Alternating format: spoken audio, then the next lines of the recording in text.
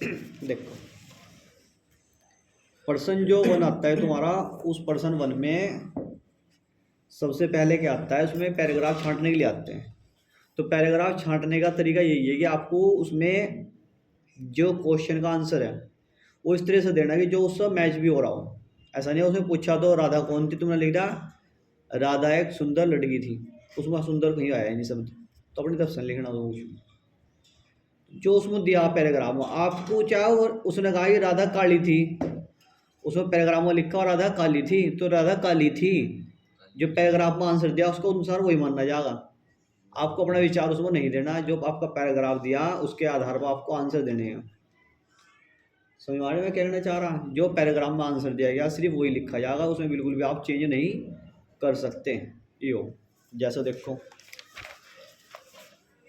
ये दिया तुम्हें इसमें पैराग्राफ की, भाषा किसका सशक्त माध्यम है, भाषा किसका सशक्त माध्यम है, क्वेश्चन हो गया। अब इसका आंसर इसमें दे रखा होगा, ये रहा, भाषा समूची युग चेतना की अभिव्यक्त का एक सशक्त माध्यम है, तो इसका आंसर हो गया। यहाँ से शुरू हुआ लाइन या और यहाँ से लाइन में पूर्णविराम आ गया, तो यहाँ से ला तक की लाइन इसका आंसर होगा। इस तरीके से आपके पैराग्राफ के क्वेश्चन आंसर छांटने होते हैं, ठीक है। इसके बाद सबसे लास्ट में क्वेश्चन आता है, उपयुक्त गद्यांश का उपयुक्त शीर्षक लिखो। उपरोक्त मतलब ये उपरोक्त हो गया, इसका एक शीर्षक देना। शीर्षक मतलब जैसे फिल्म का नाम देना होता है, तो सबका अब तुम 5 जने बैठे हैं तो सबका विचार अलग अलग ही तो होगा, या एक नाम ही दे दोगे भाई इसका नाम तो रख दो यो बस भाषा, सबका विचार एक ही भाषा, दूसरा भी हो सका। तो उसमें आप ये जब उस पैराग्राफ को पढ़ोगे 2 मिनट उसमें लगा सकते हो, फास्ट रीडिंग कर सकते हो, 2 मिनट में एक पेज पढ़ा जाए। फास्ट रीडिंग का मतलब ये होता है कि फटाफट उसकी रीडिंग करो, साइड लग जाएगा आपको। ये कहानी किसके ऊपर आधारित है, ये कहानी किस चीज़ के ऊपर चल रही है, उसको हम शीर्षक कहते हैं। तो उसे आप अपना एक टाइटल दे रहे हैं जो उसका नाम है, और टाइटल आप एक भी दे सको, 2 भी दे सको, 2 दे दो। अगर आपको कन्फ्यूजन लग रहा है कि भाषा भी इसका और संस्कृति भी इसका, तो दोनों को दे दो, भाषा और संस्कृति हो सकता है, या भाषा या संस्कृति हो सकता है, 2 दे दो। है नहीं कभी होता हो, टाइटल तो बहुत सारे होंगे उसके, आपके हिसाब से क्या हो सकता, तो उसने ये पूछा कि क्या हो सकता है, तो आप सत्ता में उत्तर दोगे। शीर्षक भाषा और संस्कृति इस गद्यांश का उपरोक्त शीर्षक हो सकता है, तो आप किस में आंसर दोगे, सत्ता में। है नहीं, होगा जो होगा मैं क्या पता, पर जो हमारे हिसाब से उसका आंसर ये हो सकता है। जब भी आप शीर्षक दोगे तो किस में लिखोगे, सकता है। जैसे इसने दे रखा देखो, शीर्षक भाषा और संस्कृति इस गद्यांश का उपरोक्त शीर्षक हो सकता है, ये रहा, भाषा और संस्कृति इस गद्यांश का उपरोक्त शीर्षक हो सकता है, तो ये होगा इसका आंसर, ठीक है। भाषा और संस्कृति इस गद्यांश का उपरोक्त शीर्षक हो सकता है, तो इस तरह से आप उसका आंसर दे दोगे, समझिए। इस तरह से आपको पैराग्राफ करना है। 2 आपके पास अपठित गद्यांश आएंगे, उनमें से एक करना होता है। 2 आपके पास गद्यांश बुक के आते हैं, उनमें से एक करना होता है। फिर आपके पास काव्यांश आते हैं, उनमें से आपको एक करना होता है। फिर आपके पास संस्कृत के पैराग्राफ आते हैं, उनमें से आपको एक करना होता है। इस तरह से आपके पैराग्राफ हैं। अगर आप पैराग्राफ ही सही तरीके से छांट रहे तो आपके पास 15-20 नंबर का ये प्रॉफिट मिल जाए। क्या करना, अच्छे से करना है बनाने के लिए।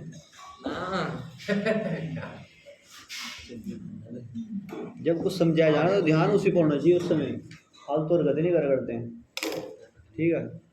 रामायण महाभारत देखिएगा, अर्जुन से द्रोणाचार्य ने ये क्वेश्चन पूछा था कि क्या दिखाई दे रहा, ना मछली का आँख दिखाई दे रही, वे चलाती। भाई विद्यार्थी को उसका लक्ष्य दिखाई देना चाहिए, ठीक है, बस। और कुछ नहीं, विद्यार्थी का मतलब ये होता है हमेशा तैयार रहना। इसके बाद आपके पास दूसरा क्वेश्चन बनता है निबंध लेखन का। निबंध में आपको क्या दिया होंगे, बिंदु दिए होंगे, संकेत 4-5, उसके हिसाब से आपको निबंध लिखना। 10वीं क्लास में जो निबंध आते हैं वो आते आपके पास के सिंपल ही निबंध आते हैं। जैसे इसने दिया है तुम्हारे पास योग का और स्वास्थ्य का दे दिया, तो इसमें क्या होगा, तुम्हें पैराग्राफ में संकेत बिंदु दिए होंगे, अर्थ दे दिया ना, योग और आसन का खेल दे दिया। योगासन से स्वास्थ्य लाभ, शारीरिक और मानसिक, योगासन से अनुशासन और व्यवस्थित विकास, तो ये आपको दे दिए। तो इन्हें हेडिंगों के हिसाब से आपको उत्तर देने हैं। तो आपको जो मेन आपको जो 4-5 आपको निबंध बता रखे आपको, वे याद कर लेना। जैसे योग और स्वास्थ्य का याद कर लो ये, ठीक है। एक विज्ञान का याद कर लो, प्राकृतिक आपदा याद कर लो, ठीक है। वन का पढ़ लो, वही उत्तराखंड में काफ़ी आंदोलन हुए वन से संबंधित, इसलिए वनों का भी महत्वपूर्ण रहता है उत्तराखंड बोर्ड में। शिक्षा और सदाचार, आतंकवाद कर लो, पर्यावरण प्रदूषण कर लो, ठीक है। और आप एक विज्ञान का कर सकते हो, ये आपके मेन हेडिंग में आ जाएंगे, ठीक है। जो आपके मॉडल में दे रखे हैं क्वेश्चन आंसर अधिकतर 90% इसमें से आ जाता है, तो इन्हें आप देख लेंगे, ठीक है। तो आप निबंध इस तरह से याद, हेडिंग खाली हेडिंग देख आओगे, हेडिंग याद करने की आवश्यकता ही ना है, तो सिर्फ उन्हें पढ़ लेना कि इसका आंसर दे देना। 2-4 लाइनें आप अपनी तरफ से जोड़ सकते हो, कुछ अपने जो निबंध इसमें दे रखे किताब में अगर पढ़ दे जाओगे तो जल्दी लिखना आसानी होगी, तो ये तुम्हें ध्यान रखना उसमें। इसके बाद आपके पास आते हैं पत्र। पत्र 2 प्रकार के होते हैं, औपचारिक और अनौपचारिक। औपचारिक पत्र वे होते हैं जो प्रार्थना पत्र और सारे औपचारिक पत्र हैं जो किसी के अधिकारी के नाम लिखे जा रहे हैं, ठीक है, वे हैं। दोनों औपचारिक पत्र क्या आएंगे, और अनौपचारिक होंगे जो आपके किसी मित्र को लिख रहे हैं या किसी अपने रिश्तेदार को लिख रहे हैं, जो एक ही है, व्यक्तिगत रूप से लिखा जा रहा है, वे आपके अनौपचारिक होंगे। अब इसने दिया है अतिवृष्टि के कारण अवरुद्ध होने के गांव और शहर का मार्ग संपर्क टूट गया, मार्ग चालू रखने के लिए जिलाधिकारी को प्रार्थना पत्र लिखना। आपका नाम काल्पनिक क ख ग, नाम लिखना समय क्या लिखना, क ख ग लिख देना, बहुदीय करेगा। तो आपको मैंने उस दिन बताया था फॉर्मेट बताए थे, तो फॉर्मेट में सबसे पहले तो यहाँ से जिसके नाम लिखना वो नाम लिख देंगे। यहाँ से जिलाधिकारी का नाम लिखना, तो आपका जिला जोन से लग रहा है वही लगा दो। सेवा में श्रीमान जिलाधिकारी महोदय, हरिद्वार उत्तराखंड। किसी ने रुद्रप्रयाग की बात करके रुद्रप्रयाग का रहने वाला होगा, तो आप बना ले दो। विषय क्या, विषय आपको मिल जाता है। विषय मैंने आपको बताया था, विषय आपको इसमें यो जिस टॉपिक के बारे में बता रहा हूँ अवरुद्ध मार्ग खोलने के संबंध में बता रहा, तो अवरुद्ध मार्ग खोलने के संबंध में प्रार्थना पत्र, ठीक है। जब भी आप कोई इस तरह का प्रार्थना पत्र लिखते हो तो पहले आप घटना के बारे में बताते हो। भाई घटना आपने बता दी कि निवेदन इस प्रकार है कि 15-16 तारीख को बहुत ज़्यादा बारिश हुई, उसके कारण बादल फट गए। बादल फटने के कारण जो हमारा आसपास का जो क्षेत्र रुद्रप्रयाग का, उसमें जगह जगह क्या सड़ गया होगी, वो पानी के साथ बहेगी, टूट के संपर्क टूटे, जिससे हमारा शहर से संपर्क हो चुका। शहर से गांव में कोई वस्तु नहीं आ रही, गांव से शहर में जाने वाले लोगों वे भी जा पा रहे इलाज के लिए, बीमार व्यक्ति का इलाज नहीं हो पा रहा, तो इस तरीके से हमारे मार्ग टूटा हुआ। तो ये घटना बता दिया आपने, फिर उसके बाद उसको उपाय बताओ कि अतः श्रीमान जी आपसे निवेदन है कि जो हमारा मार्गों से जल्द से जल्द ठीक कराने का कष्ट करें। हमारी जो जनता है वो सभी आपकी बहुत ज़्यादा आभारी होगी, जिससे गांव का जो जीवन है वो सामान्य हो सके। सभी नक्शवासी आपको इसके लिए धन्यवाद व्यक्त करते हैं, धन्यवाद। फिर उसके बाद आप उसमें लास्ट में क ख ग का नाम डाल सकते हो। इस तरह से आपको लिखना। कोई भी पत्र आ जाए सबका एक ही फॉर्मेट हो, यही तो इसे आप चेंज कर दो, फिर उसके बाद उसके जो निवेदन कर रहे हो वो चेंज कर दो और जो उपाय वो बता दो, ठीक है। तो ये आपको करना ही पड़ेगा, छोड़ना कुछ है नहीं। अच्छे नंबर लाने का एक ही तरीका कि आपको कॉपी में लिखना, और कोई तरीका नहीं है। कोई तुम उन्हें कह देगी कोई कॉपी छोड़ दियो और तुम टॉप कर दोगे, मैं देख लूँगा, ऐसा कुछ नहीं होता कभी भी। उसका एक ही उपाय है कि आपको जो पेपर में क्वेश्चन आ रहे हैं 20-25, फिर सारे क्वेश्चन अटैम्प्ट करने पड़ेंगे, सबके आंसर कॉपी में लिखने पड़ेंगे, और पेपर में सिर्फ आंसर लिखने, ठीक है, क्वेश्चन नहीं लिखने होते हैं। उनका सिर्फ क्या हो, संकेत देना हो। पर्सन 1 का क कर रहे तो पर्सन 1 का क लिख दो, पर्सन 1 का फर्स्ट कर रहे तो फर्स्ट लिखो, पर्सन 1 का ए कर रहे तो ए लिखो। जो संकेत आपके पेपर में दिया, ABCD में दिया तो ABCD में लिखेंगे, क ख ग में दिया तो क ख ग में लिखेंगे, फर्स्ट सेकंड थर्ड में दिया तो फर्स्ट सेकंड थर्ड में लिखेंगे। ये समझिए, बस ये ध्यान रखना। तुम अपनी तरफ से उसमें कुछ भी कलाकारी नहीं करनी। ऐसा नहीं है कि उसमें तो ABCD दे रखी आपने क ख डाल दिए, और उसमें क ख दे रखा आपने ABCD डाल दी, तो गलत है। अब भले ही आपका आंसर गलत हो सही हो, तो भी उसे गलत माना जाएगा, क्योंकि आपने तो संकेत गलत दे दिया, ठीक है। संकेत इतना भी अंतर नहीं होना चाहिए कि अगर उसमें छोटा ए लिखा हुआ ना, छोटा ए में ही आंसर दोगे आप उसका संकेत, बड़ा ए लिखा तो बड़ा ए में ही संकेत दोगे। संकेत तो डालने आओ नंबर क्वेश्चन के, तो संकेत देना होता है, क्वेश्चन का नंबर सी डाल लो बस। फिर इसके बाद आती है आपके पास ग्रामर। पत्र अपने आप पढ़ लेना, जो शिकायती पत्र और बीमारी बेमूरी के अपने आप पढ़ लियो, ठीक है। इसके बाद आती है आपके पास ग्रामर। ग्रामर में तुम्हारे पास है क्रिया और उसके भेद। क्रिया के भेद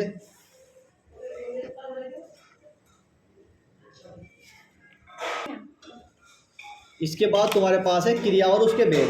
तुम्हें क्रिया के बारे में पता होना चाहिए। क्रिया किसे कहते हैं? वे शब्द जिनसे क्रिया होने का बोध होता है। जैसे मोहन खाना खा रहा है, पंछी आकाश में उड़ रहे हैं, राम आता है, पंछी आकाश में उड़ रहे हैं, मोहन ने सेब खाया, राधा ने डांस किया, मोहन ने पत्र लिखा, नौकर ने बच्चे को दूध पिलाया। तो इस तरीके से ये शब्द होते हैं। नौकर ने बच्चे को दूध पिलाया। ठीक है, जैसे इसमें दिया है ना, देख यहाँ इसने कहा कि आधार पर सही क्रिया का भेद छांटो। तो क्रिया के भेद समझ लो पहले। तो क्रिया के भेद होते हैं आपके कर्मक और सकर्मक। अगर वाक्य के साथ कर्म दिया हुआ तो वो हुआ सकर्मक, अगर वाक्य के साथ कर्म नहीं है तो वह अकर्मक। अब ये कर्म क्या हो? राम ने खाया, चल क्या खाया, तो ये उसमें कर्म नहीं दिया। राम ने सेब खाया, तो क्या खा रहा हो? सेब खा रहा, तो ये कर्म होता है। मैं पुस्तक पढ़ता हूँ तो ये कर्म हो रहा। मैं पढ़ता हूँ, पता नहीं चल रहा क्या पढ़ रहा, तो कर्म क्या हुआ? जिसमें कर्म गायब हो जा वो हुआ अकर्मक। और मैंने नहीं है कर्म, मैंने कर्म, जिसमें कर्म नहीं है वो अकर्मक हुआ, और जिसमें कर्म है वो हुआ सकर्म। सौ मैंने साथ, कर्म मैंने कर्म, जो कर्म के साथ है वो सकर्मक क्रिया। ठीक है, ठीक है, सौ मैंने साथ है तो सकर्म के साथ। चिड़िया आकाश में उड़ रही है, तो ये क्या हुआ? आकाश में उड़ रही है, तो स आ रहा साथ में, तो ये हुआ सकर्मक क्रिया। शीला ने सेब खाया, तो ये भी हुआ सकर्मक क्रिया। ठीक है, इसके बाद है तुम्हारे पास जैसे ये है अकर्मक के उदाहरण दे रखे हैं। वाक्य में प्रयोग करते समय जिसमें क्रिया कर्म की आवश्यकता नहीं होती उन्हें अकर्मक क्रिया कहते हैं। जैसे हंसना, गाना, धोना आदि अकर्मक क्रिया भाव सीधे कर्ता पर पड़ता है। उदाहरण, राम आता है, पंछी आकाश में उड़ते हैं, तो ये हो जाएगा सकर्मक। अगर खल्ली दिया उन्होंने पंछी उड़ रहे हैं तो हुआ अकर्मक। ऐसा तो अकर्मक समझ में आ गया, सकर्मक समझ में आ गया। ठीक है, इसके बाद हमारे पास एक क्रिया और होती है, कभी कभी पूछ लेता है कि वो प्रेरणार्थ क्रिया बनाओ। क्या कहता है वो? प्रेरणार्थ क्रिया बनाओ। जैसे मध्याह्न में प्रेरणार्थ क्रिया, जब कर्ता स्वयं कार्य नहीं करता, किसी और से करवाता है। तुम मेरे भाई को चाय बना के दे दो, मोहन तुम मेरा एक पत्र लिख दो, तो तुम किसी और से काम करवा रहे हैं। नौकरानी बच्चे को दूध पिलवाती है, तो नौकरानी द्वारा पिलवा दिया आपने दूध उसे, तो ये क्या हुआ? प्रेरणा दे दी उसे आपने कि प्लीज ऐसा काम कर दो, तो वो क्या हुआ? आपका प्रेरणार्थ हो गया। ठीक है, अकर्मक समझ में आ गया, सकर्मक और प्रेरणार्थ। ये एक बार आप अच्छे से मॉडल को पढ़ लोगे। ये भी क्रिया है। हाँ, इसके बाद आपके पास और भी क्रियाएं हैं। मैंने बोलिंग बस